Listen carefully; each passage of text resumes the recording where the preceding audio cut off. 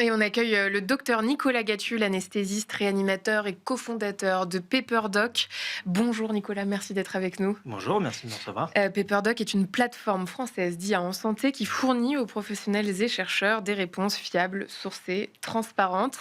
Votre dernier né, c'est Gustave, un agent conversationnel destiné aux patients, au grand public. Est-ce que vous pouvez nous expliquer en quoi il se distingue d'un simple moteur de recherche en fait sur Internet? Oui, bien sûr. Alors pour comprendre pourquoi on a développé Gustave, il faut dire un mot sur l'écosystème PaperDoc. Hmm. Aujourd'hui, PaperDoc, c'est un écosystème de solutions intelligentes qui permettent aux professionnels de santé, aux chercheurs, de trouver les bonnes informations rapidement et de pouvoir créer du contenu scientifique à partir de documents qualifiés, certifiés. Donc ça, c'est la première étape. Et aujourd'hui, on a plus de 30 000 utilisateurs dans 50 pays. Et parallèlement à tout ça, et vous l'avez dit juste avant, il y a un gros enjeu de désinformation en santé. Il y a beaucoup de fake news qui circulent. Il y a d'ailleurs plus de fake news que de vraies news sur les réseaux, sur Internet ou ailleurs. Oui. C'est un vrai problème de santé publique. Oui. Je pratique encore la médecine et on voit effectivement souvent, comme mon confrère précédemment, des patients qui arrivent avec des idées bien reçues sur certaines choses et qui sont allés chercher sur Internet, sur les réseaux ou ailleurs, et qui parfois malheureusement sont fausses. Et donc on s'est dit, c'est dommage puisque nous on a les informations qui sont fiables, qualifiées, celles qu'on utilise en tant que professionnel de santé pour prodiguer du soin.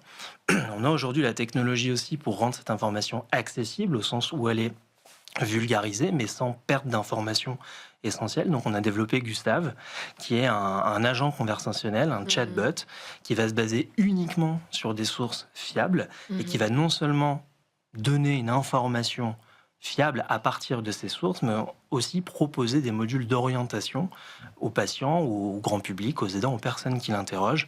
J'ai une question sur un symptôme ou une maladie, j'ai une réponse sourcée, et en plus, voilà ce que je peux faire à partir de la réponse. Et comment est-ce qu'on le trouve alors, ce chatbot Gustave? C'est via une appli? C'est directement sur Internet? C'est directement sur Internet. On l'a lancé en bêta il y a un mois, un peu plus d'un mois, 2 mois, en décembre.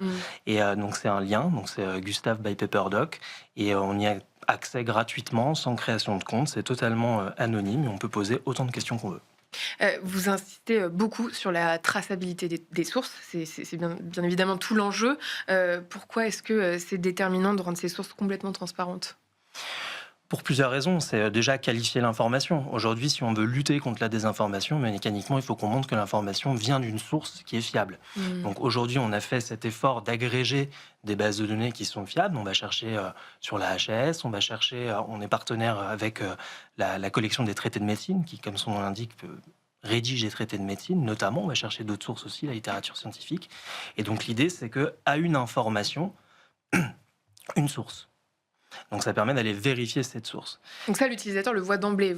Là, l'utilisateur peut aller consulter Ouais. les sources utilisées pour générer les réponses. Et puis, il y a aussi un autre gage de qualité qui est que si on veut efficacement lutter contre les mauvaises réponses ou les fameuses hallucinations que peuvent générer les IA généralistes, il faut montrer d'où proviennent les informations. Et donc nous, Gustave, son premier job, c'est d'aller chercher l'info là où elle existe, dans nos bases de données, et c'est aussi de dire quand il ne sait pas. Donc Gustave ne peut pas halluciner.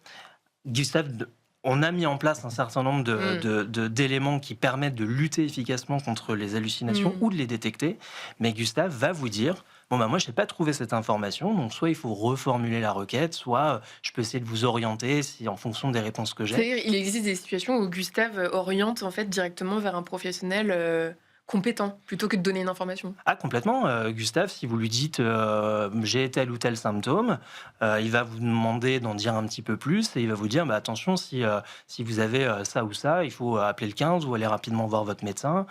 Sinon, voilà ce que vous pouvez faire. Et vous accompagnez aussi dans le traitement, le suivi de consignes. Est-ce qu'il y a un vrai accompagnement qui peut se faire dans la durée? Oui, ça, c'est des choses qu'on est encore en train de travailler. Donc, Ça peut devenir une forme de médecin traitant virtuel?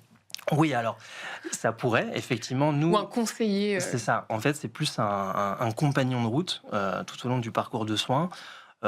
Nous, je le dis, on n'est pas là pour remplacer les professionnels de santé. Enfin, l'IA n'est pas là pour les remplacer, mais elle est là pour accompagner à la fois les pros de santé et à la fois les patients. Donc, l'idée, c'est de de trouver ce fil conducteur, ce pont entre le cabinet ou l'hôpital et la maison. Mmh. Souvent, les patients, quand ils sortent de l'hôpital ou quand ils sortent du cabinet, ont toujours plein de questions Oui, qui c'est arrivent, ça, plein ouais. de craintes, Mmh. plein de choses. Et donc, Gustave peut les aider pour les C'est orienter. une sorte de service après-vente finalement. Exactement. Hervé. Oui, super.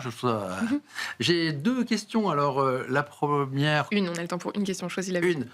Bon, alors, Gustave, c'est pour le grand public. Est-ce qu'il y a une petite sœur qui est prévue pour les professionnels de santé? Parce que maintenant, avec l'IA, on trouve tout ce qu'on veut à boire et à manger, quoi. Bah, Est-ce que vous allez C'est lancer Pepperdoc. c'est la grande sœur. C'est la grande sœur. C'est Pepperdoc, ouais. Il y a Pepperdoc, c'est l'écosystème de solutions intelligentes qui existe déjà pour les professionnels de santé avec des fonctionnalités. Sous forme de chatbot.